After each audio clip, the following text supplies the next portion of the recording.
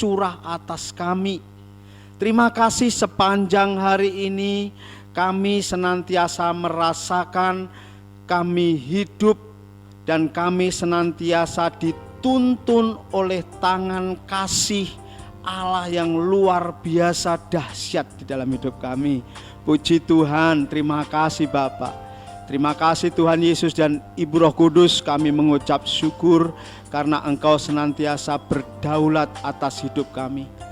Dan malam hari ini kami memberkati setiap rekan-rekan, setiap saudara-saudara kami yang terhisap di dalam keluarga Revival Total Ministry maupun setiap rekan-rekan kami yang boleh menangkap siaran radio ini, baik dari Radio Nobex maupun dari FB, dari YouTube sekalipun. Saat ini kami memberkati setiap mereka, setiap pribadi, untuk mereka boleh berjumpa dengan Tuhan. Terima kasih Bu Roh Kudus, terima kasih. Terima kasih kami memberkati setiap peralatan-peralatan yang boleh kami pakai. Kami berkati di dalam nama Tuhan Yesus, biarlah peralatan ini boleh berjalan, boleh berfungsi sedemikian rupa, sehingga peralatan ini boleh kami pakai untuk sarana kebenaran firman Allah, yaitu Injil damai sejahtera, boleh diberitakan kepada segala makhluk di muka bumi ini. Terima kasih untuk acara mendengar suara Tuhan ini dari awal hingga akhir nanti, hingga sharing nanti. Kami serahkan ke dalam tangan kuasa Allah, di dalam otoritas keluarga Allah saja. Haleluya, puji Tuhan. Amin. Amin saudara. Baik, saudara yang dikasihi Tuhan, kita akan belajar dengan tema orang benar akan hidup oleh iman, ya. Ini boleh kita baca dulu, kita buka di dalam Roma 1 ayat 16 sampai dengan 17. Ya, Roma 1 ayat 16 sampai dengan 17. Sebab aku mempunyai keyakinan yang kokoh di dalam Injil, karena Injil adalah kekuatan Allah yang menyelamatkan setiap orang yang percaya, pertama-tama orang Yahudi tetapi juga orang Yunani. Sebab di dalamnya nyata kebenaran Allah yang bertolak dari iman dan memimpin kepada iman, seperti ada tertulis, orang benar akan hidup oleh iman. Nah, saudara yang dikasihi Tuhan, ayat 17 di dalam Roma 1 ini yang menjadi tema kita, bahwa orang benar akan hidup oleh iman. Nah, awalnya orang itu dibenarkan, saudara. Ya. Bahwa kita tahu, pengajaran demi pengajaran kita sudah dengar, kita sudah ikutin bahwa setiap orang di muka bumi ini pada hakikatnya adalah berdosa. Tidak ada orang benar di muka bumi ini, saudara. Semua manusia sudah berbuat dosa, dan artinya semua manusia tidak ada yang benar. Tapi puji Tuhan, oleh karena anugerah Allah melalui Yesus Kristus, anaknya yang tunggal, kita telah dibenarkan, saudara. Ya, kita telah dibenarkan. Sehingga di sini dikatakan orang benar akan hidup oleh iman. Artinya setiap orang yang sudah dibenarkan, setiap orang yang sudah menerima Yesus Kristus sebagai Tuhan dan Juru Selamat di dalam hidupnya, setiap orang yang sudah menerima anugerah keselamatan Allah itu pada hakikatnya sudah menerima anugerah pembenaran itu, saudara. Jadi dibenarkan oleh karena anugerah Allah. Nah, setiap orang benar, ayat 17 dikatakan, saudara, bahwa kita orang-orang benar ini bertolak dari iman dan memimpin kepada iman. Jadi startnya itu kepada iman, dan dalam proses peningkatan iman sampai kepada iman. Iman yang mana ini? Tentunya ini iman yang sempurna. Amen. Jadi dari iman, misalkan kita dari SD kepada SD kelas 1 sampai SD kelas 6, atau dari SMP kepada SMP juga, memimpin kita kepada SMP kelas 1 naik tingkat sampai kepada SMP kelas 3, misalkan seperti itu, dan seterusnya saudara.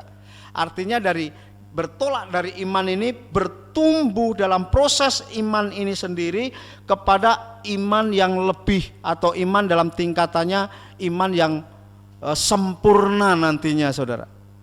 Tentunya ada tahapan-tahapan iman, sudah kita pelajari ya saudara yang dikasihi Tuhan ya. Ada tahapan iman, yaitu iman yang negatif, sekedar ada iman yang besar atau iman yang mengherankan Tuhan Yesus, dan iman biji sesawi. Nah, iman biji sesawi ini dikatakan dia sudah bisa memindahkan gunung, saudara. Ya. Tetapi ada lebih lagi tingkatan untuk kita melompat kepada fase yang lebih lagi, yaitu iman yang sempurna. Nah, iman yang sempurna nanti kita jelaskan. Kita sedang tidak membahas tahapan iman, tetapi bagaimana hidup kita ini praktek dalam hidup kita untuk kita benar-benar menjadi orang benar dan hidup oleh iman. Ya. Nah, sebelumnya saudara, saya mau baca kebenaran firman Tuhan lagi di dalam Yakobus 1 ayat 1 sampai 4, dan nanti kita lompat ayat 12. Ya. Yakobus 1 ayat 1 sampai 4. Salam dari Yakobus, hamba Allah dan Tuhan Yesus Kristus, kepada kedua belas suku di perantauan. Saudara-saudaraku, ayat yang kedua, anggaplah sebagai kebahagiaan apabila kamu jatuh ke dalam berbagai-bagai pencobaan. Sebab kamu tahu bahwa ujian terhadap imanmu itu menghasilkan ketekunan. Biarlah ketekunan itu memperoleh buah yang matang, supaya kamu menjadi sempurna dan utuh dan tidak kekurangan apapun. Ayat yang ke-12 kita lompat. Berbahagialah orang yang bertahan dalam pencobaan, sebab apabila ia sudah tahan uji, ia akan menerima mahkota kehidupan yang dijanjikan Allah kepada barang siapa yang mengasihi Dia, saudara. Ya, dalam Yakobus 1 ayat 3, sebab kamu tahu bahwa ujian terhadap imanmu itu menghasilkan apa, saudara? Ketekunan. Dan biarlah ketekunan itu sampai berbuah-buah dan buahnya itu matang, supaya kamu menjadi apa? Sempurna dan utuh dan tidak kekurangan apapun, saudara. Ya. Jadi buah itu sampai matang, sampai menjadi sempurna dan utuh. Dan kita tidak kekurangan apapun. Artinya kekurangan apapun di dalam iman percaya kita, di dalam hikmat marifat kita untuk mengikut Yesus. Tentunya sekarang kita sedang belajar iman di dalam Yesus, saudara. Ya, karena apa? Kita dasari tadi dalam Roma 1 ayat 16 bahwa pemberitaan Injil, keyakinan yang kokoh dalam Injil, karena Injil ini adalah kekuatan Allah. Injil yang mana? Injil damai sejahtera, Injil keselamatan, Injil pendamaian dengan Allah Bapa Surgawi melalui anaknya yang tunggal, Tuhan Yesus. Tentunya kita sedang ada di dalam iman di dalam Kristus Yesus. Kita belajar itu, saudara, dan luar biasa ya. Hari-hari ini kita dilatih untuk kita tidak nyaman dalam situasi yang mungkin kita sudah bertahun-tahun kita lakukan semenjak mungkin kita lahir, kita sudah menjadi Kristen, dan setiap hari Minggu kita harus bergereja, kita kumpul ya. kita boleh berhimpun di gereja, kita boleh bersorak-sorai bersama, memuji memuliakan Allah. Mungkin kita sudah ada yang 10 tahun, 20 tahun, 30 tahun, bahkan mungkin 40 dan selanjutnya saudara. Tetapi hari-hari ini, mulai Februari mungkin dan Maret ya, kita di tahun 2020 ini diajar oleh Tuhan untuk kita boleh keluar dari kebiasaan kita, dari kenyamanan kita, dari perhimpunan kita untuk memuji memuliakan Tuhan dalam satu gedung gereja atau dalam satu gedung pertemuan, saudara. Ya, kita tentunya tahu, kita sudah belajar, kita juga sudah melakukan mungkin sekitar 4 minggu ini, saudara. Kita boleh beribadah keluarga demi keluarga di tempat masing-masing. Ini tatanan yang baru, kemarin kita sudah sampaikan melalui Om Twin ya. Kebenaran firman Tuhan dalam hukum-hukum yang baru, dalam tatanan demi tatanan yang baru, dengan peraturan-peraturan yang baru, saudara. Nah, artinya apa? Kita sedang digiring, kita sedang dibongkar dari kenyamanan kita, saudara. Dan ini maksud Allah untuk apa? Untuk menjadikan kita tidak terikat atau tidak tergantung kepada sistem dunia ini. Amin. Kita tidak boleh terikat atau tergantung kepada sistem yang ada di muka bumi ini, yang ada di dunia ini. Tetapi kita kembali, kita bergantung hanya kepada sistemnya kerajaan surga, saudara. Kalau saudara sudah nyaman, saudara mungkin dari awalnya, dari saudara masuk Kristen, nggak tahu, oh kalau minggu harus ke gereja, kalau nggak ke gereja dosa. Sekarang kita tahu, saudara, bukan masalah dosa dan nggak dosa, tetapi pada hakikatnya kita mau bertumbuh atau nggak bertumbuh. Kalau di gereja waktu itu kita berhimpun bersama, pertumbuhan kita mungkin lebih cepat. Pertumbuhan di dalam pengenalan akan Allah.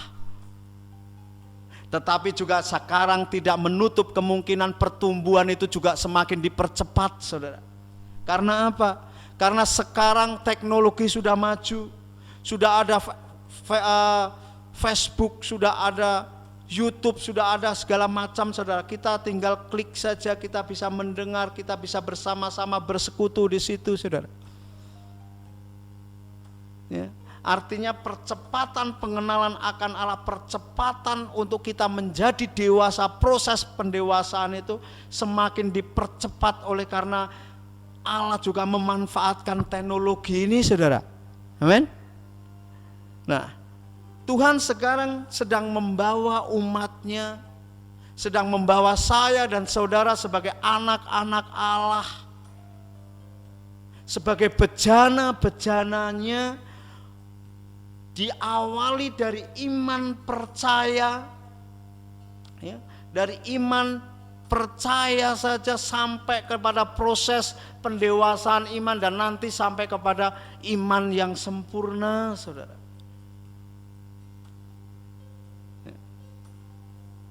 Tindakan dan kepada iman yang sempurna, yaitu iman siapa, saudara? Imannya Yesus sendiri. Haleluya. Jadi nanti iman yang sempurna itu imannya Yesus. Karena kita sudah membuka hati, undang Yesus masuk dalam hidup kita, dan Yesus itu berkuasa, berdaulat di dalam hidup kita, sehingga imannya Yesus itulah yang nanti muncul di dalam kita. Iman yang bagaimana, saudara? Ini luar biasa sekali. Ya, kalau saudara bisa ingat ya, ada salah satu pujian begini. Ajarku memahami, gitu ya. Itu menunjukkan apa, saudara? Di situ ada kata-kata gini, saudara. Jejakmu sungguh sempurna. Jadi jejak Tuhan itu sungguh nyata, sempurna, mudah dimengerti di dalam kedaulatan Allah itu mudah dimengerti, saudara. Tetapi tanpa iman Yesus, hal itu tidak bisa dimengerti. Kita tidak bisa mencapai kepada pengertian. Ya. Nah, saudara, saya mau sampaikan begini, saudara. Rangkaian Paskah, ya, kebetulan kemarin baru saja ya kita Paskah, ya, memperingati Paskah, kematian dan kebangkitan Tuhan Yesus, ya, itu merupakan rangkaian Paskah. Itu mengajar kita untuk kita lebih mengenal, bukan saja mengenal sosok Yesus, saudara, tetapi bagaimana Yesus selesai dengan dagingnya dan remuk, mati kemanusiawiannya. Ya. Saudara boleh pahami ini yang boleh saya tangkap, saudara, di saat kita Paskah kemarin, saudara. Sesungguhnya kunci kemenangan Yesus, ya, kunci kemenangan Yesus melawan si jahat, melawan iblis dengan adu ketaatan kepada Bapa Surgawi. Kunci kemenangannya ini di mana, saudara? Kunci kemenangan Yesus itu di saat dia ada di Taman Getsemani, saudara. Di dalam Matius 26 ayat 38 dan 39 itu, saudara. Coba kita baca dulu ya.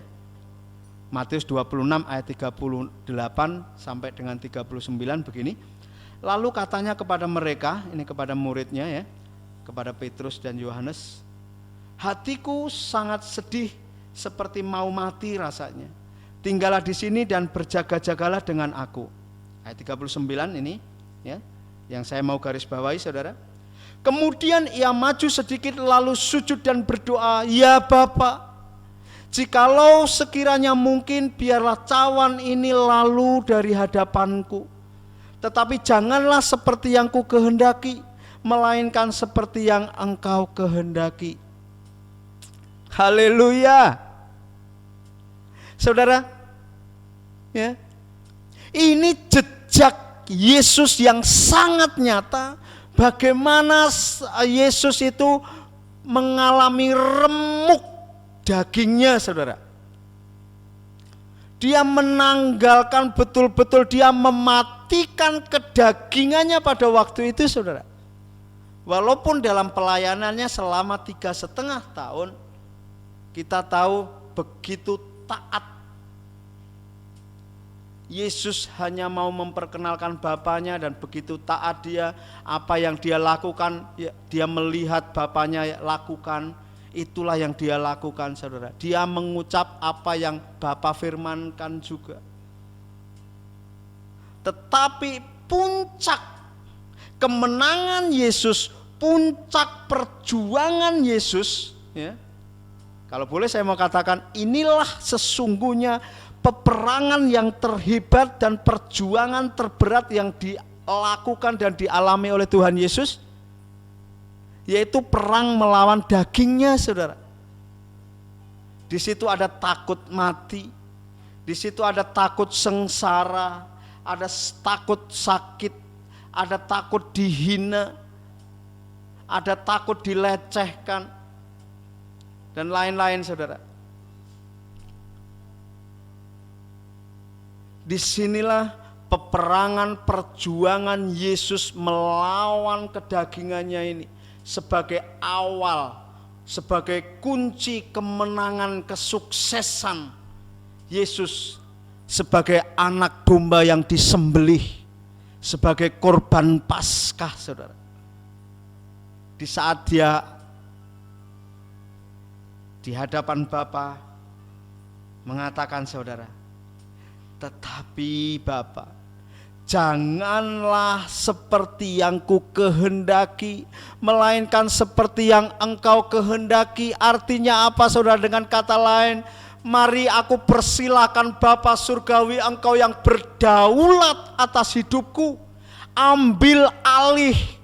Kalau dari dagingku aku enggak kuat terima cawan ini, terima kesengsaraan ini, aku berontak. Tetapi saat ini biarlah kehendak-Mu, biarlah dagingku ini diremukan mati. Ini, saudara, inilah kemenangan seseorang, kemenangan manusia yang sesungguhnya. Ingat, Yesus adalah manusia sejati, saudara. Inilah kemenangan Yesus melawan dagingnya, sehingga menjadi kunci utama untuk dia memiliki kekuatan, memiliki ketetapan, memiliki perjuangan yang nantinya mendapat kemenangan sampai dia di atas kayu salib, saudara. Ya. Nah, dari kemenangan terhadap dirinya sendiri inilah Yesus mampu menahan, mampu mengalami segala penderitaan. Kita tahu ceritanya dari dikhianati dulu, saudara ya. Wah, betapa sakitnya orang yang dikhianati, saudara. Dikhianati oleh muridnya sendiri, ditangkap artinya dipermalukan, dipertontonkan seperti seorang penjahat, ya, sebagai seorang penjahat bahkan, sampai disiksa, dicambuk, diberikan mahkota duri kalau kita melihat filmnya, saudara, sampai kepada pikul salib, sampai kepada kematiannya di atas kayu salib, saudara. Nah, penderitaan, segala penderitaan ini mampu ia tanggung karena apa, saudara? Ia mau mematikan dagingnya dan memberikan hidupnya seluruhnya di bawah pimpinan Bapa surgawi, saudara. Ada kekuatan di situ, saudara. Amin, saudara. Di saat kita mau menyerahkan hidup kita, kita mau mengosongkan diri kita untuk ditempati otoritas hidup kita, kita tundukkan di bawah otoritasnya kerajaan surga, saudara. Ini luar biasa, saudara. Ya, luar biasa. Ini kehidupan yang sangat-sangat luar biasa, saudara. Kalau hari-hari ini, saudara, untuk menghadapi keadaan ini tentang COVID-19, saudara, banyak hamba Tuhan, mungkin banyak orang Kristen, dan setiap orang mungkin menengking atau mengusir COVID-19, saudara, tanpa mengerti, tanpa meminta, atau tanpa mendengar kehendak Tuhan itu apa sesungguhnya, saudara. Sepertinya bagus berdoa, usir COVID-19 corona. Dalam nama Tuhan Yesus, tengking jauh-jauh dari muka bumi ini. Saudara, kita harus memahami apa maksud Tuhan. Tuhan sedang memberikan izin, Tuhan sedang memberikan panggung kepada si jahat melalui COVID-19 ini, saudara. Jangan dikira ini peperangan hanya di alam materi saja, saudara. Peperangan ini sudah dimulai di alam roh, saudara.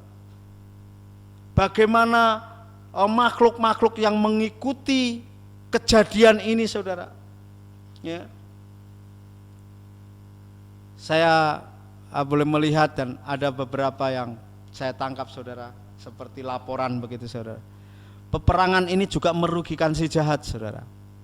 Ternyata sudah banyak, ya, pasukan dari sayap kanan, sayap kirinya, ya, dari si jahat, ya, itu juga sudah hilang, saudara. Artinya begini, sudah bertobat, saudara. Ternyata bukan hanya RTM yang boleh mengerjakan alam roh, ya, Revival Total Ministry kita, tapi banyak juga dari kawan-kawan kita yang mengerjakan di alam roh, saudara. Tetapi ada sebagian orang yang saya nggak kenal persis, tetapi mereka mengerjakan juga di alam roh, dan ternyata banyak juga roh dari penggerak keadaan ini. Kalau boleh saya mau sedikit sebut, yaitu kaum Yemim, saudara. Saudara boleh cari, boleh tanya. Ada di Google Yemim itu apa, ya, di Alkitab juga dikatakan, tetapi terjemahannya adalah keledai bagal, saudara, atau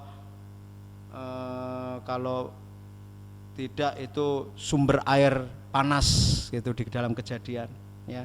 Tapi itu pada dasarnya adalah kaum Yemim, Saudara boleh tanya juga, saya bertemu dengan orang yang masih pai-pai saudara.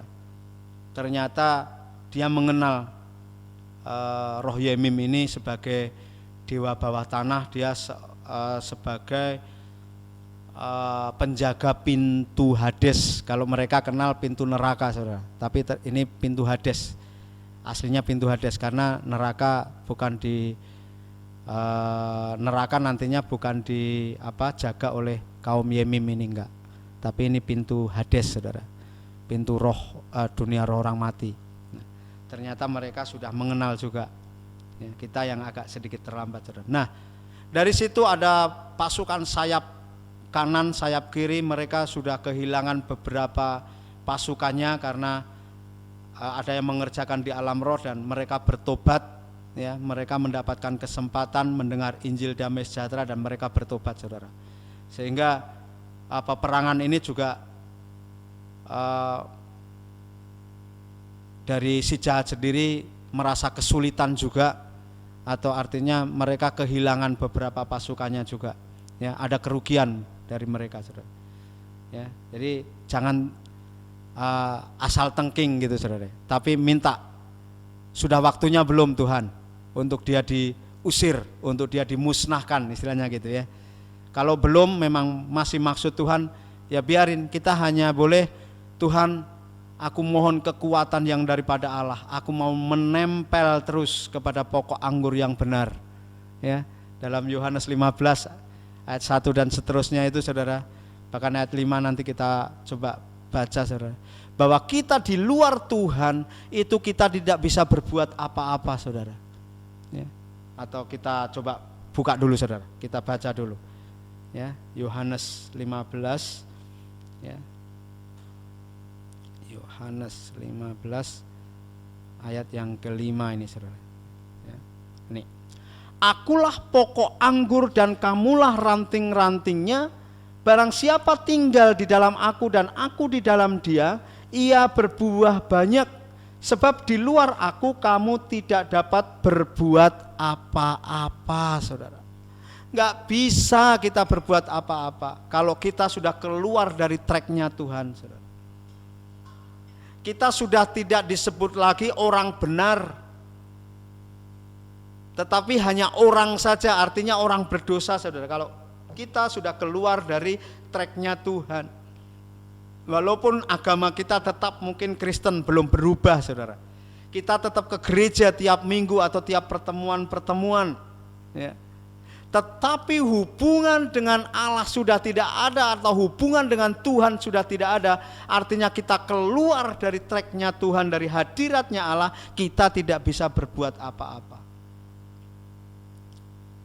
Kalau mungkin dilihat orang masih sebagai seorang hamba Tuhan, itu mungkin, kalau boleh saya katakan ya, itu urapan.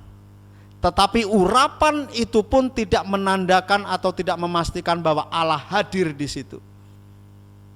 Orang banyak yang berurapan saudara, hamba-hamba Tuhan, anak-anak Allah, mungkin seorang pengkhotbah, guru Injil atau siapapun mereka, bisa saja mereka berurapan tetapi tidak disertai dengan kehadiran Allah saudara ya. Jadi sangat beda sekali, nanti saudara bisa melihat saudara. Nah, saudara yang dikasihi Tuhan, dari doa dia di taman itu saudara, di saat dia mau memenangkan daging ini, kita lanjutkan, dia menyerahkan hidupnya benar-benar 100% kepada Tuhan, kepada Bapaknya, dan Bapa mau berdiam menanggung segala sesuatu saudara di dalam Yesus. Jadi Yesus di dalam Bapa, Bapa di dalam Yesus. Artinya Bapa pun pada dasarnya mengalami segala sesuatu yang dialami oleh Yesus saudara. Hanya saja Bapa tidak mengalami kematian ya. Dari mana kita tahu? Bahwa di saat semua pelecehan, semua siksaan, semua penderitaan itu, Bapa juga ikut merasakan karena Bapa ada di dalam Yesus pada waktu itu saudara. Hanya setelah menjelang kematiannya saudara. Nah, ini yang membuat Yesus kaget saudara. Kita baca dalam Markus ya, Markus betul. Markus 15 ayat 34 saudara. Ini yang menandakan bahwa Bapa tidak turut mati. Bapa tidak pernah tunduk kepada roh maut saudara ya. Markus 15 ayat 34. Dan pada jam 3 berserulah Yesus dengan suara nyaring, Eloi, Eloi, lama sabachthani, yang berarti Allahku, Allahku, mengapa engkau meninggalkan aku. Dari sini saudara, menjelang kematian Yesus yang sudah jam 3 waktu itu, di hari Jumat saudara ya, menjelang kematiannya, Allah Bapa Surgawi keluar dari tubuhnya, artinya meninggalkan dia saudara ya. Sehingga Bapa Surgawi tidak pernah takluk kepada roh maut saudara ya. Ini menandakan bahwa semua penderitaan itu dialami bersama-sama dengan Bapa. Bapalah yang membuat Yesus sampai dengan kekuatan ketaatan yang luar biasa. Kenapa? Karena dia menyerahkan hidupnya, menyerahkan tubuhnya sebagai bejananya Bapa Surgawi saudara. Ini merupakan jejak yang sempurna, yang nyata, yang bisa kita lihat.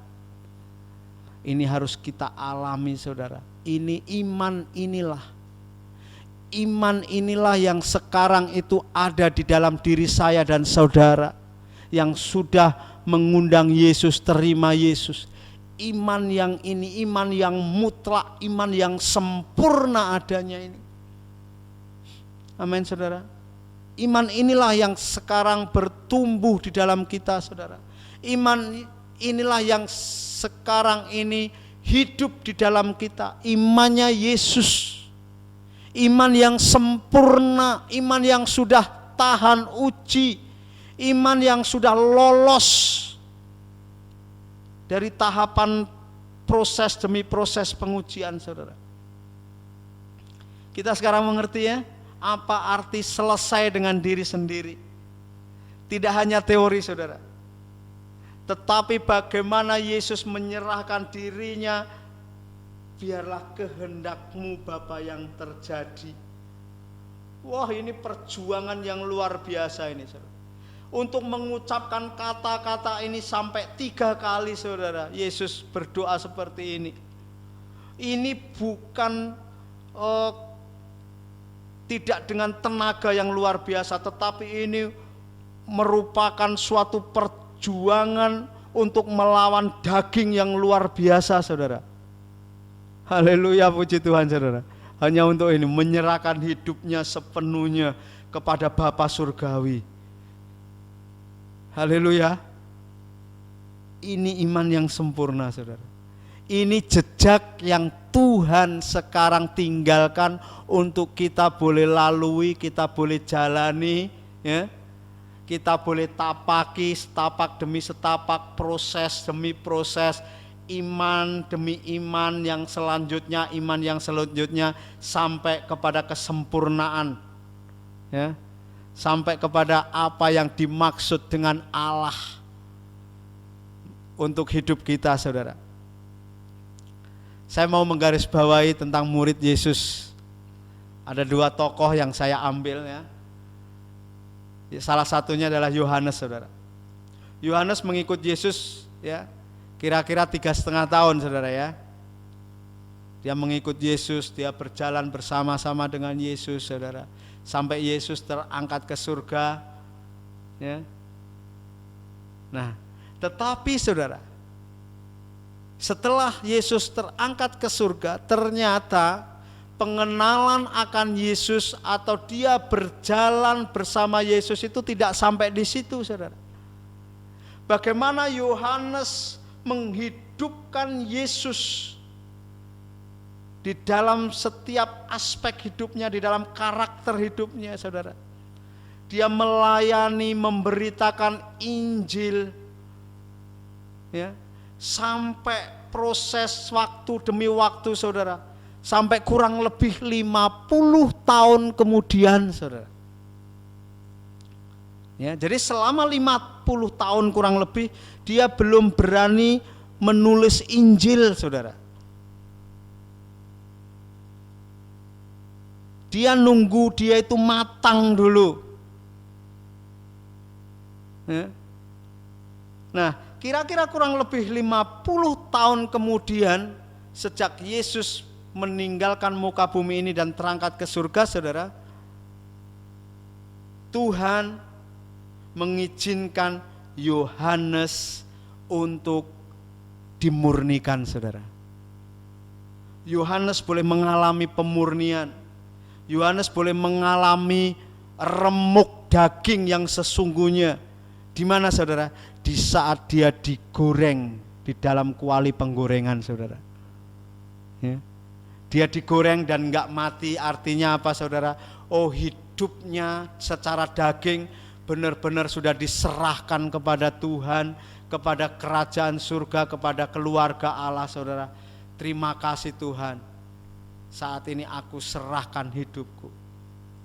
Nah, setelah itu, saudara, Alkitab mencatat dia dibuang ke Pulau Patmos. Dan di Pulau Patmos inilah Yohanes boleh mengalami perjumpaan pribadi dengan roh, secara roh. Oleh karena apa, saudara? Daging sudah remuk, ya.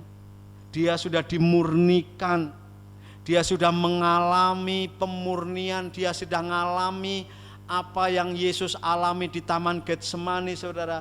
Biarlah kehendakmu Bapa Surgawi yang terjadi di dalam kehidupanku. Digoreng, mari digorenglah. Dimurnikan di situ, saudara.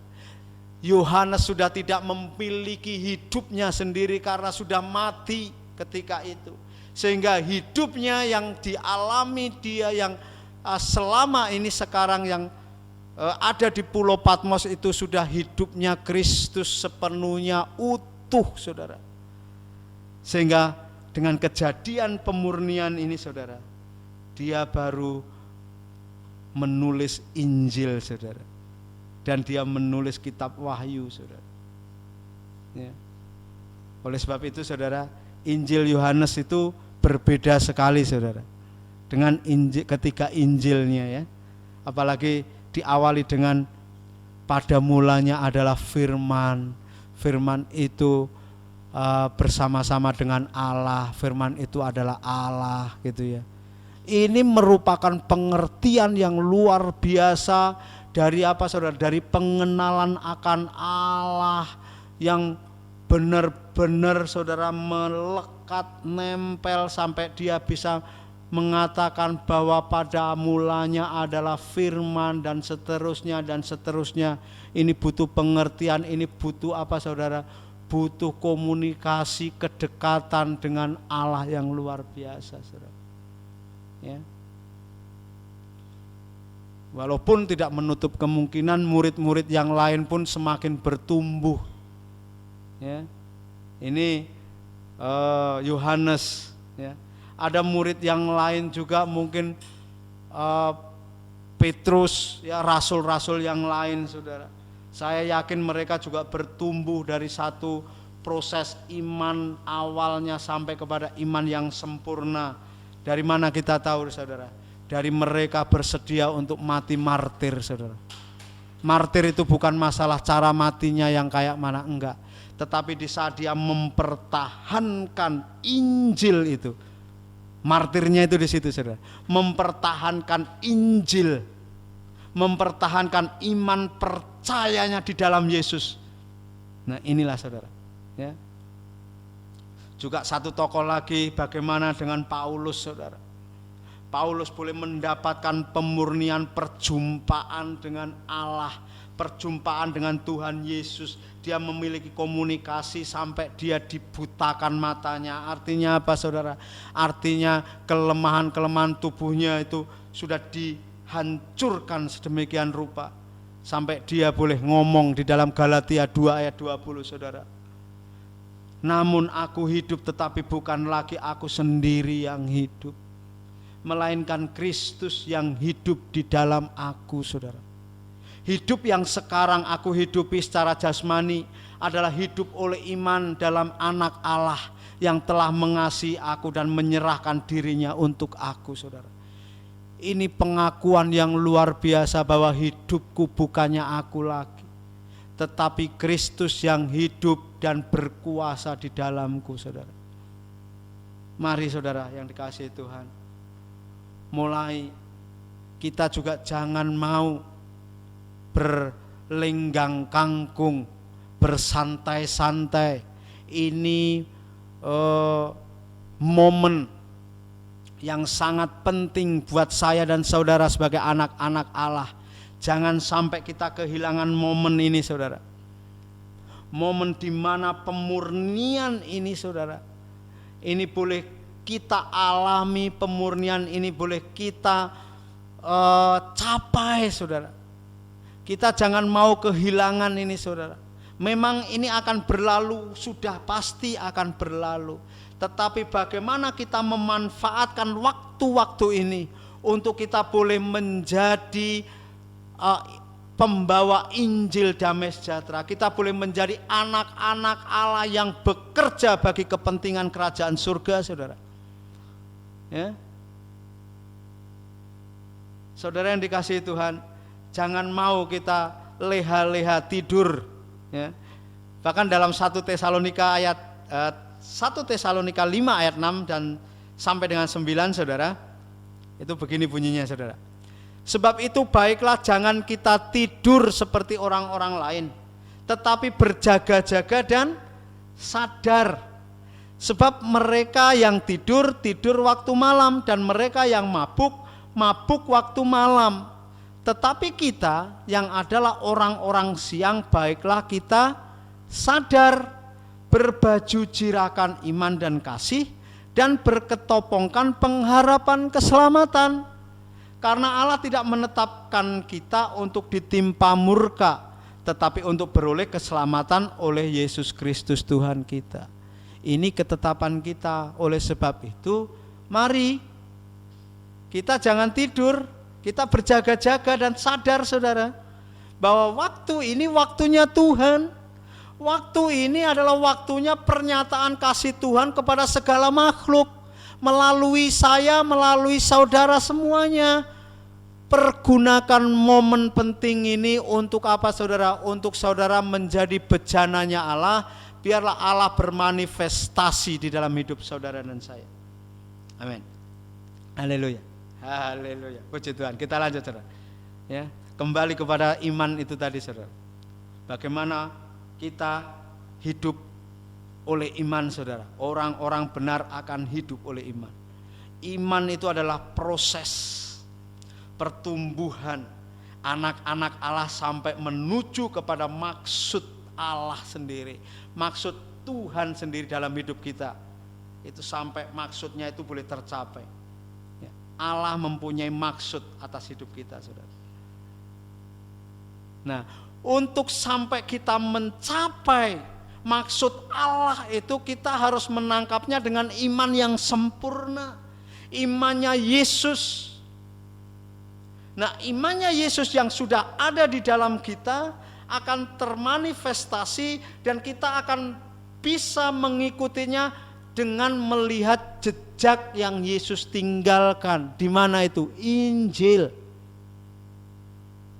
Bagaimana Yesus meninggalkan jejaknya, pelayanan selama 3,5 tahun, dan bagaimana dia berperang melawan dagingnya di Taman Getsemani. Bagaimana dia sungguh taat, kuat sampai dengan dia menyelesaikan tugasnya, yaitu mati di atas kayu salib, saudara. Ya, sebagai domba korban Paskah, itu kira-kira seperti itu, ya. Nah, saudara yang dimiliki Tuhan Yesus, ya.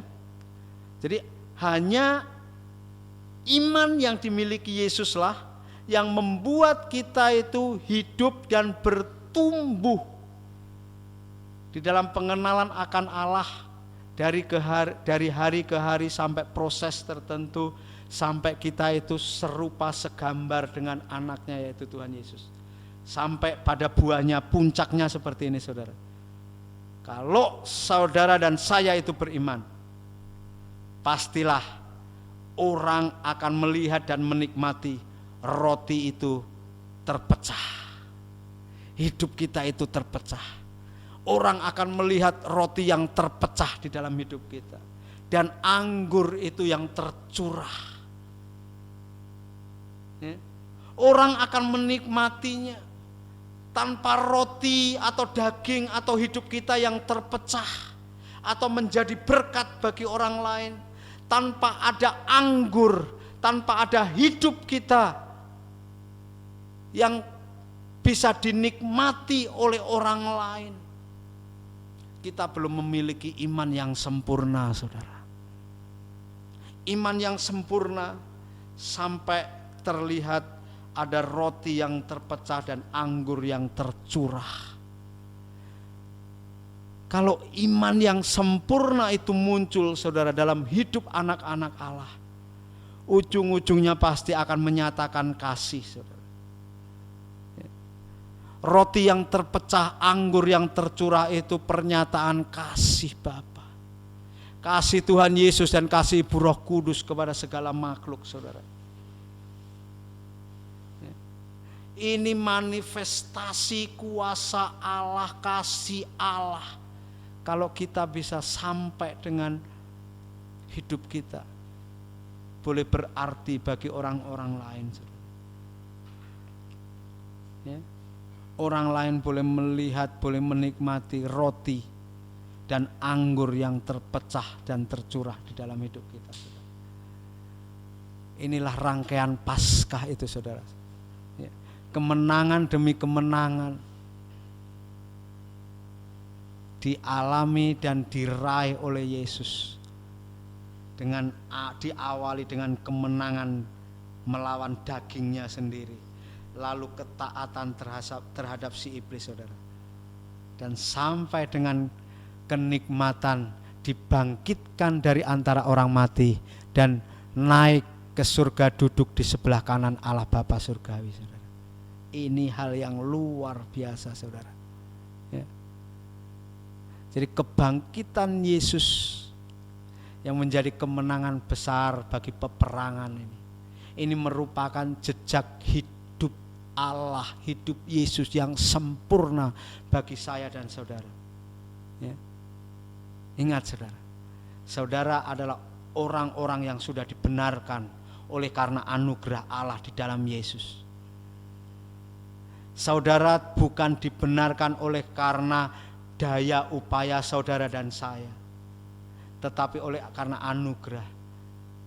Dan dari sini, saudara, kita bisa melihat jejak Yesus, bahwa iman yang ada di dalam kita ini adalah imannya Yesus yang muncul, yang boleh muncul, yang boleh berkuasa, yang boleh bermanifestasi di dalam hidup kita. Amin, saudara. Akan saya akhiri dengan Mazmur 23 ayat 1 sampai dengan 6, saudara. Ya.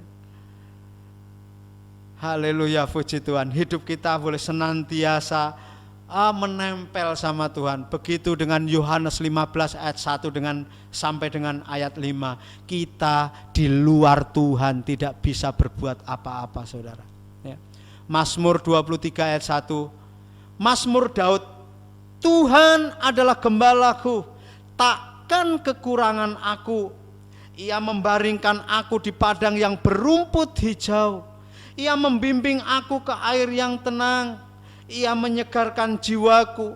Ia menuntun aku di jalan yang benar dan karena namanya. Sekalipun aku berjalan dalam lembah kekelaman, aku tidak takut bahaya, sebab Engkau besertaku.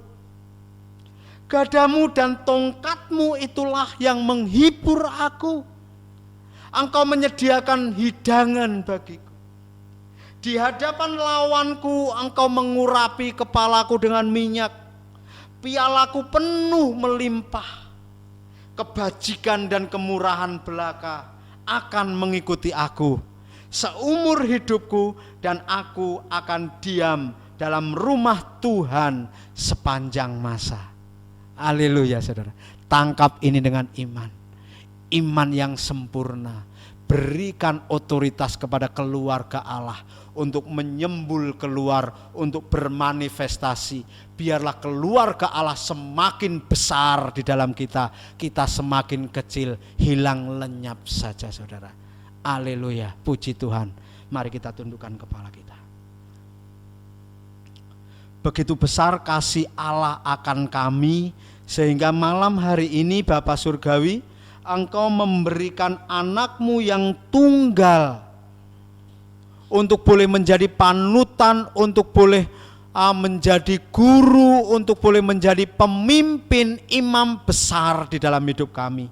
Sehingga setiap jejak-jejaknya sungguh nyata dan sempurna di dalam kehidupan kami. Terima kasih. Kemenangan Yesus waktu di Taman Getsemani, kemenangan terhadap dirinya sendiri, kemenangan terhadap dagingnya, boleh menjadi kunci utama untuk boleh mengalami kemenangan demi kemenangan terhadap si jahat sampai kepada kematian di atas kayu salib. Ini boleh menjadi jejak yang sempurna bagi kehidupan kami. Kami boleh memiliki kekuatan untuk kami boleh sangkal diri pikul salib kami. Terima kasih Bapa Surgawi, terima kasih. Mari Ibu Roh Kudus, setiap kekotoran-kekotoran, debu-debu yang ada di dalam hidup kami, segala keinginan demi keinginan yang menggerogoti hidup kami, yang mengikat kami di dalam keduniawian ini, kami mohon ampun dan kami persilahkan keluarga Allah, terutama Ibu Roh Kudus, berkuasa berdaulat penuh untuk membebaskan kami, membawa kami, mendekap dan menuntun kami lepas dari jerat si jahat. Terima kasih.